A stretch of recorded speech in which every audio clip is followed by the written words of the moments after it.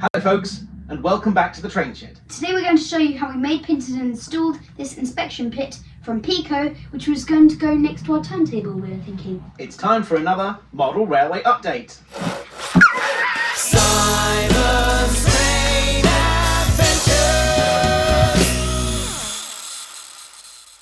Peco Lineside Kit LK55 inspection pit. Instructions. It is supplied with 6 inspection pit components, and you can assemble these in as many as you want. It's supplied with these short sections of rail, which I'm not going to use, steps and boards. Gorilla super glue. The first step was to assemble the kit following the instructions. I trimmed the sprues from the mouldings using my craft knife as instructed. I'm going to put the super glue on the back. And then applied super glue to the back of the kit, hoping to reduce glue spill around the front. I use a pin or cocktail stick to position the super glue accurately. Before I paint this, I'm going to remove these 2 end parts. I took it outside to spray it with primer.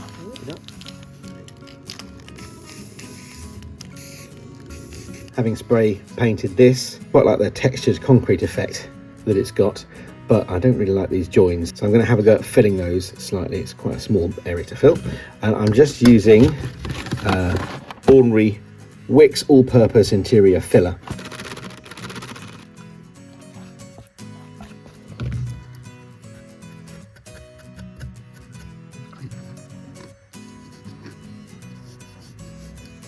It's going to need a bit of a clean up when the plaster's gone dry, particularly around these chairs, but that's how it looks for now. Here it is now that I've filled it and resprayed it.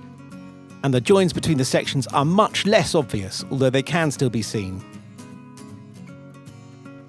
I then cut the steps and covers off the sprue, ready to fit them into the kit, and glued the steps into each end of the inspection pit, leaving the covers separate for now. And that's the steps in. Now to get serious with the paint. I used the same technique for painting as I used to create the concrete effects on my Peco turntable kit. Starting with a very diluted white wash, I created areas of different colours. Then, gradually darkening the wash with darker and darker colours of paints, I created different areas with different shades and textures to create the effect of old, flaked concrete. I used my heat gun to dry the washes between coats to speed up the process. Do be careful if you do this, not to melt your plastic kit.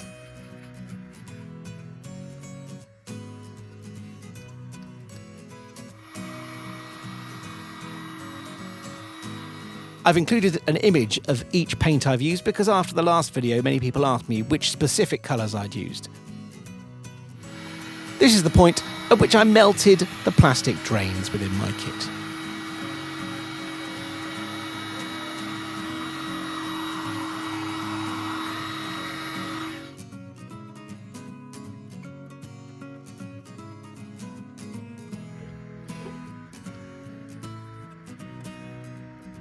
Oh, what's happened there? Oh, you idiot. I melted through the drain covers with the heat gun.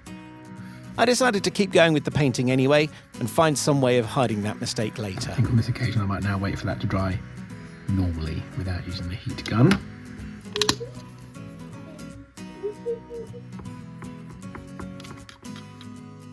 As the wash got darker and darker, it needed a bit more diluting to keep it thin.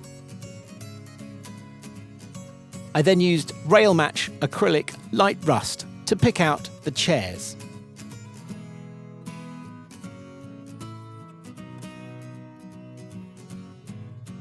And finally went over the whole thing with a very dark but very diluted wash.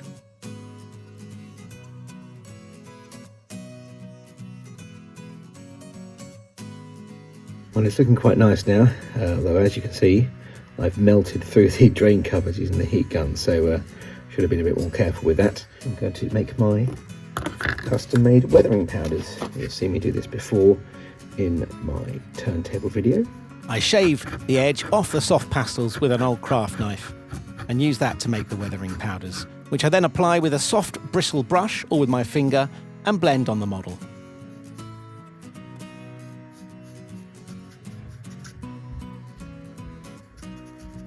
And really, these inspection pits underneath those dirty steam locos were just filthy, grimy, oily. And I actually want, on this occasion, powder and residue to collect in the bottom of this, because it looks dirty, you know, and it's meant to. It would be full of soot and coal and oil. I can spray it with cheap hairspray. This stuff stinks. I glued a piece of card underneath the drain covers so that I could fill the holes with more weathering powder and hopefully make the mistake less obvious.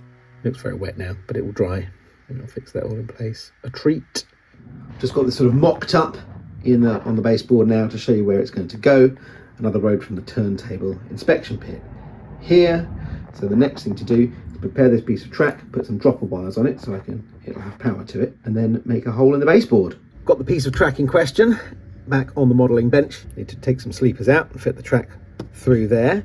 But also very importantly, I need to put some dropper wires on it for the electrical connection. Pop a little bead of solder on each side of this track here, like that, and that.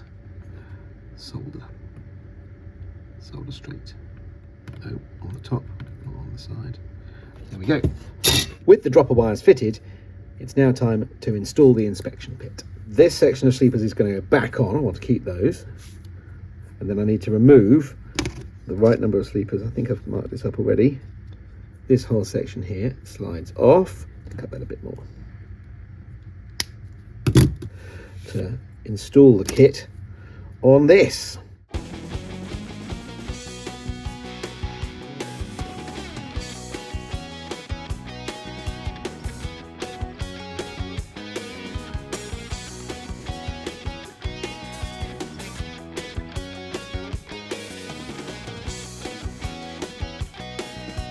I've still got to push that much rail. Once there's enough to grab, I might see if I can pull it through.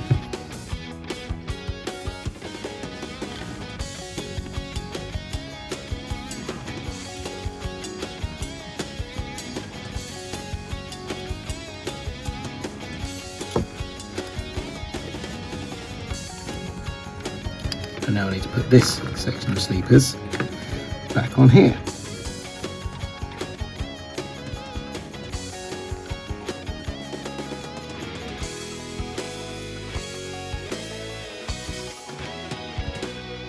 That was probably the hardest part of this so far. It would certainly be easier to use the rails supplied, which would just be the length of this 3-section unit. But then you'd have to terminate it at each end to ensure electrical connectivity. And I think in terms of reliability for running and looking nice, this was the right thing to do, even if it was tricky. Okay, we've got it out in the shed now. I'm just mocked it up here. I'm going to mark up the deck to show where it's going to go. We're just going to draw a line so we can make a cut accurately in the baseboard. Always use set squares when it comes to working. As Mr. Peter Spoil could say.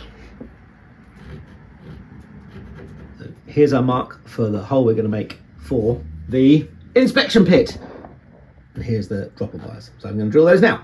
When making a big hole in the baseboard, it's really important to start by making a small hole, which we call a pilot hole, which shows the big drill where to go. Okay, well, I'm going to drill this slightly in from the corner, because when we enlarge the hole, we don't want it to go over the edge. So you're going to squeeze the trigger there, come a bit closer to it, that's it, and I can push down from the back. There we go, squeeze. Keep squeezing. Good job. And while we've got it, we'll do these two for the dropper wires. Good. Right, now we can open the holes up with a slightly wider drill. I'm not making it.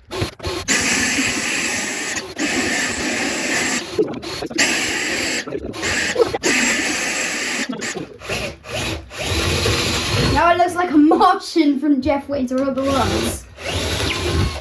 Right, Simon did ask if he could help with operating the Jigsaw, but it's too dangerous. I'm not quite ready to let him help with that yet. I've drilled the hole big enough that it'll fit through. Now I've got to follow the lines.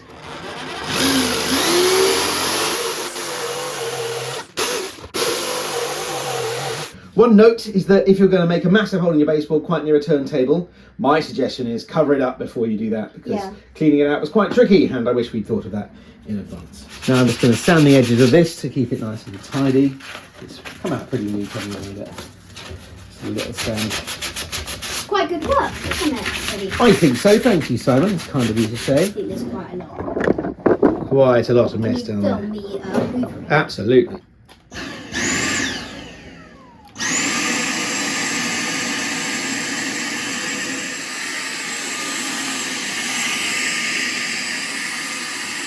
But I need to put underlay under this track. I use Bostik all-purpose adhesive in many respects.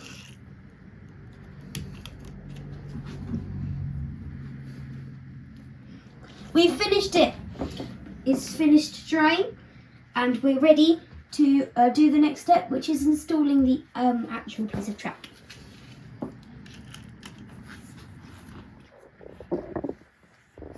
Oh, apparently I've made the underlay much longer than it needed to be.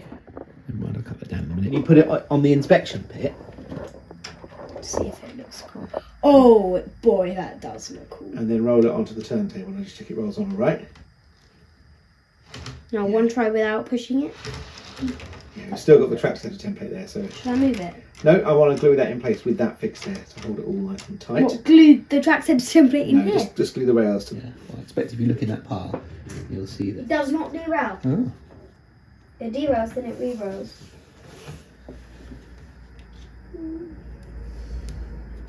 The electronics are all connected, but instead of connecting it directly to the main bus, as I have done with all the other rails on this track, I've connected it via this switch on the end of the control panel there, which toggles it between the main bus and the programming output on the back of the controller, which means that we can use this track separately from all the others as the programming track. That seemed appropriate as the one which had the inspection pit on it. If you flick it up, that's the main bus. If you flick it down, that's programming mode. And it will only program if you have it down. So we're going to have a bit of a test, and we're going to run the Black 5 onto the turntable, and then hopefully run it off into this road as well and see if it all works. Simon, could you fire up the sound, please? Lovely. And then slowly reverse it onto the turntable. Yeah, I can see the steam, that's good.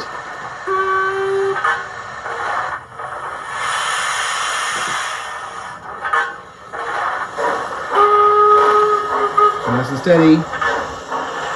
Slow it down.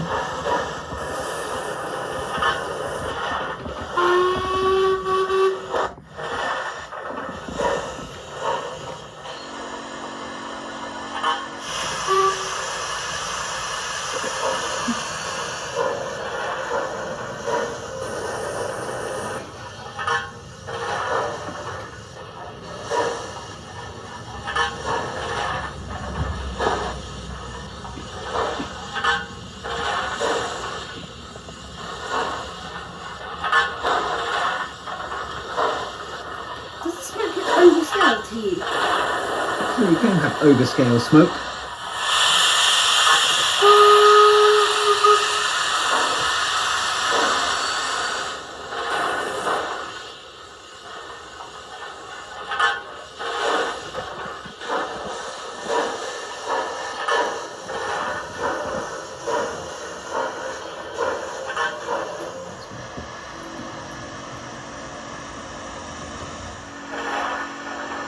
It does buzz a bit more, doesn't it, on this one?